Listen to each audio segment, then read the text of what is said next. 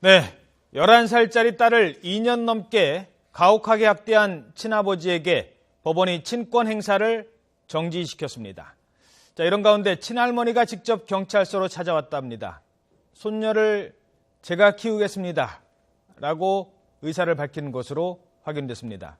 자, 최종적으로 누가 이 아이를 키워야 될까요? 자, 이 사건 취재한 강희경 기자와 함께 좀 더 얘기 나눠보도록 하겠습니다. 안녕하십니까? 안녕하십니까? 자, 일단 아빠는 친권이 정지가 됐다고요? 네, 그렇습니다. 그게 뭐죠? 친권 정지라는 게? 예, 법원이 28일에 이제 직권으로 피해 아동 보호 명령이라는 사건 심리를 열었는데요. 예. 아버지에 대해 일시적으로, 임시적으로 아버지의 의무와 권리를 정지를 시킨 겁니다. 어허. 네, 아이를 보호하려는 그런 의도로 진행이 된 건데요. 예. 피해 아동 보호 방안을 결정하는 사건을 시작한 지 나흘 만에 빠르게 나온 친권 행사 정지 조치입니다. 예. 이번 사건이 중대한 데다가 방향에 대한 보호가 필요하다는 게 재판부가 밝힌 이유인데요. 검찰이 사건을 재판에 넘기면서 이제 피의자들을 기소하면서 친권 상실 청구를 함께 할 것으로 알려졌습니다. 하지만 그때까지 아이를 우선적으로 검찰이 청구하기 전까지 아이를 보호하는 것이 중요하다는 판단하에 법원이 직권으로 친아버지의 친권 행사를 정지시킨 겁니다. 예. 그러니까 아버지로서 자격이 없다, 뭐 그런 얘기 아니겠습니까? 쉽게 그렇습니다. 말해서 법원 판결이 날 때까지는 일단 뭐 그 뒤에도 또 생각을 할 일이고. 그러면 이게 일시적인 조치니까 그 사이에 아이는 누군가가 보호를 해야 되잖아요. 그럼 누가 보호자가 되는 거예요? 네, 그렇습니다. 이제 관련 법을 보면 이 조치 기간 동안에 시도지사나 아동보호 전문기관의 장이 아이를 임시 후견인으로 맡아 기르게 되어 있습니다. 예. 법원은 임시 후견인으로 현재 방량을 맡고 있는 인천 남부아동보호 전문기관의 관장을 지정을 했는데요. 이후 재판부의 법원 조사관이 사건 내용이랑 아동 보호를 위해 필요한 사항에 대해 조사를 진행할 예정입니다. 이후 최종 보호 결정을 내리는데요.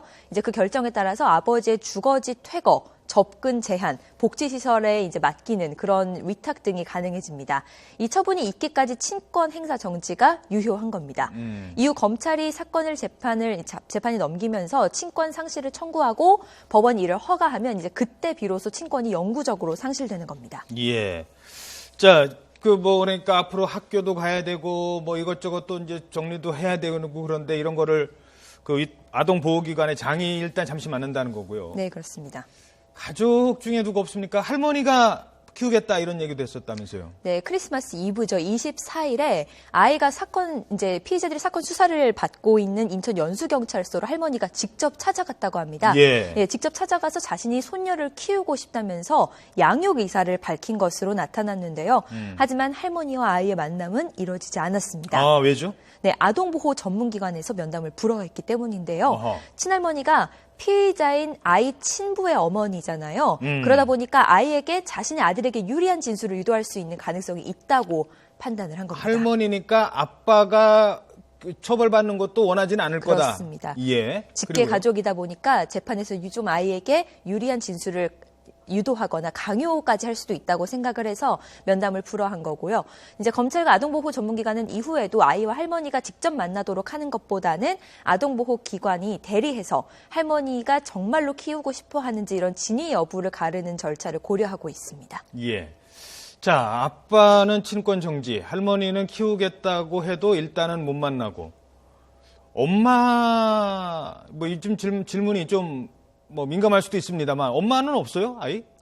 지금 사실상 아이의 엄마에 대해서 경찰은 행방을 찾지 않고 있는 상황입니다. 어허. 비공식적으로는 찾고 있을 가능성도 있겠지만 왜냐하면 아이가 어머니가 살아있다 아니면 어머니가 자기를 지켜보고 있다 이 사건을 알고 있다는 걸 알게 된다면 언론을 통해서나 경찰이나 보호기관을 통해 알게 된다면 아이가 희망을 가질 수도 있잖아요. 예. 그런 경우에 엄마가 자신을 찾아주지 않으면 또 다시 아이에게 두 번째 상처가 될 수도 있다라는 그런 우려 때문에 아이가 직접적으로 나 엄마가 보고 싶어요. 엄마를 찾아주세요. 엄마 밑에서 자라고 싶어요라는 의견을 분명하게 나타내지 않는 이상 친모에게 직접 먼저 연락을 하거나 적극적으로 찾을 의사는 없다고 지금까지는 밝히고 있어서 어머니의 행방은 아이의 의사에 따라서 좀 다르게 나타날 것 같습니다.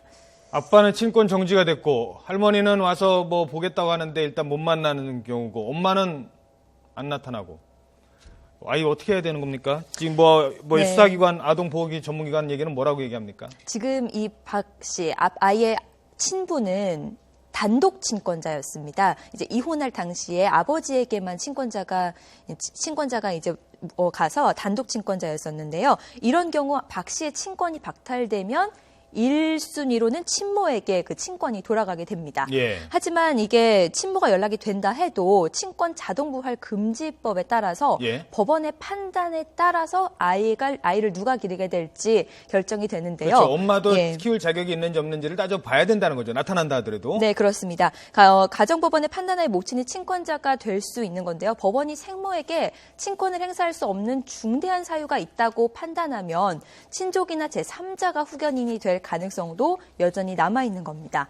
하지만 앞서 말씀드렸듯이 방량은 현재 아버지의 처벌을 분명히 원하는 데다가 친모 또는 할머니에 대해 전혀 언급을 하지 않고 있는 상황입니다. 그래서 수사기관, 검찰이나 경찰 그리고 아동보호 전문기관은 아이의 의사가 가장 중요하다고 생각하고 있어서 현재는 임시 후견인으로서 위탁 가정에 아이를 맡기는 등 여러 방안에 대한 가능성을 모두 열어놓고 적극적으로 의견을 개진할 예정이라고 밝혔습니다. 예, 아이가 아무리 미성년자라 하더라도 일단 아이의 의견이 중요하군요. 그렇습니다. 그걸 이제 얼마나 자연스럽게 잘 받아내느냐는 게 바로 전문가들의 할 역할인 것 같습니다.